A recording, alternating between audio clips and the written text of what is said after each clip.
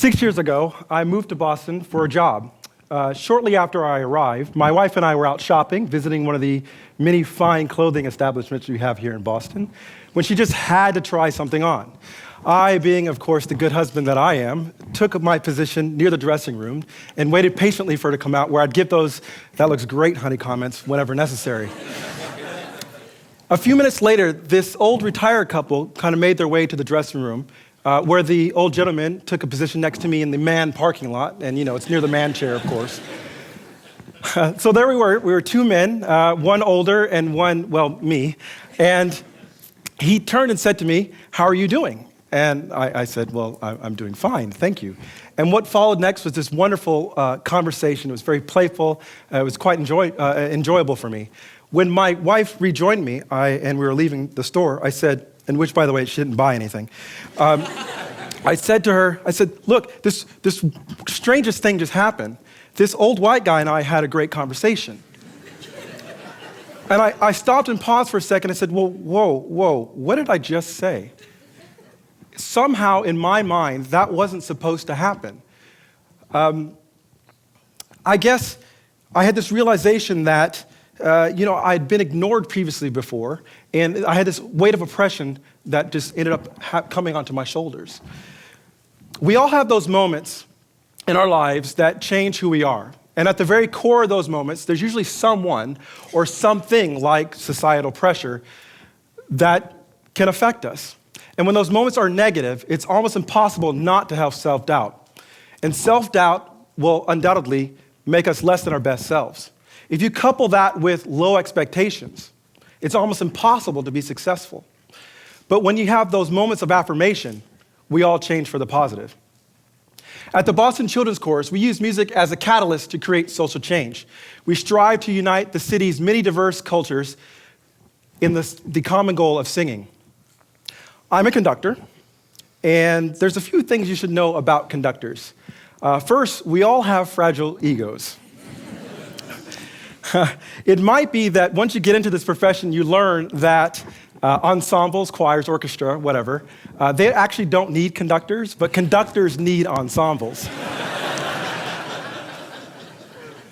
The next realization that I had in this profession, that in order to be good at your job, you have to put pieces of you, the real vulnerable you, into your work, or they won't buy it, and it just doesn't work. And finally, all conductors are teachers, no matter what level you're working at, professional or, in my case, with a youth chorus. And with that comes this profound responsibility to open up the world to our singers. Now, you may be wondering how I became a conductor. When I entered college, I actually wanted to study engineering, and MIT was one of the places that I was looking at pursuing. I received a very generous music scholarship and therefore was forced to study music. That's okay, it would be fine. It was only gonna be a temporary detour. I can handle it. But a few weeks into classes, I was called into our music department chair's office. Now, since I wasn't planning on studying music, I hadn't bothered to buy any books.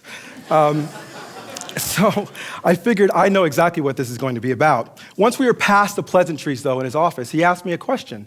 He said, "Have you ever seen anybody like you on the podium conducting?" Well, that's not exactly what I thought he was gonna ask. No, I haven't. And then he followed with, "Have you ever considered a career as a conductor? You're doing particularly well in those classes, and I think you would do well." I said, whoa, hold on. No, not at all. I didn't have any books. I didn't think about any of this stuff. I was going to be an engineer since I was 10. But he said the words, an idea was planted, and that idea eventually grew into this passion. That day, because somebody saw something in me that I could not see for myself, that day, I became a conductor. At 25, I was very fortunate to get this college teaching position. And it was really neat for me to be 25 years old. And the courses that I was teaching, the students were largely older than me. So I was like, this is great. In 6 years, I'd have tenure, and I would never have to look for a job again.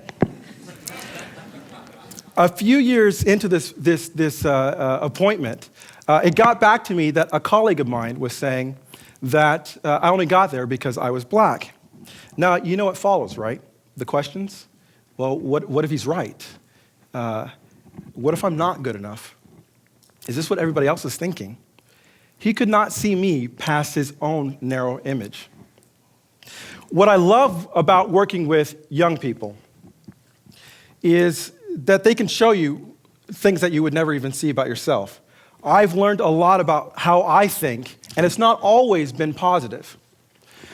In order to really change, you have to look deep inside yourself and get uncomfortable. What's great about the course in Boston here, the Boston Children's Course, is the range of individuals that make it up. We have every major ethnicity in our organization, various religious backgrounds, and of course, all across the socioeconomic range.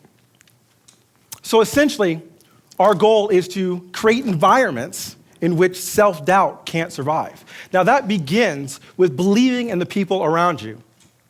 I believe that anybody can become better at leading, and a course full of leaders will certainly excel at making music. You have to invest in people by trusting them. Set high expectations and trust that they'll be met. And if they're not, it's okay. Do not be afraid of failure. You can't let your own stereotypes create limitations for others. Now, stereotypes, of course, can be good. Did you know that people who wear glasses are more intelligent? Now, the problem with the stereotypes is that we project those onto other people, and that action has consequences. You have to practice kindness.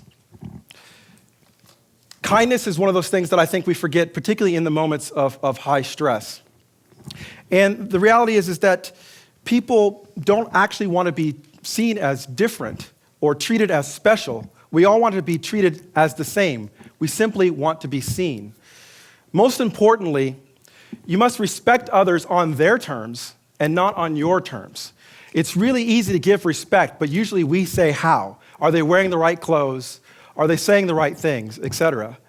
But it's much easier for people to be themselves and give you their best selves if they're allowed to just be.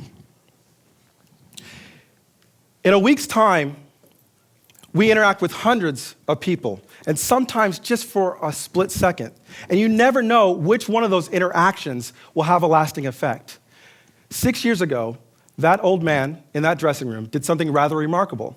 He saw me and treated me as an equal. He saw me. How would the world be different if we all did the same? Thank you.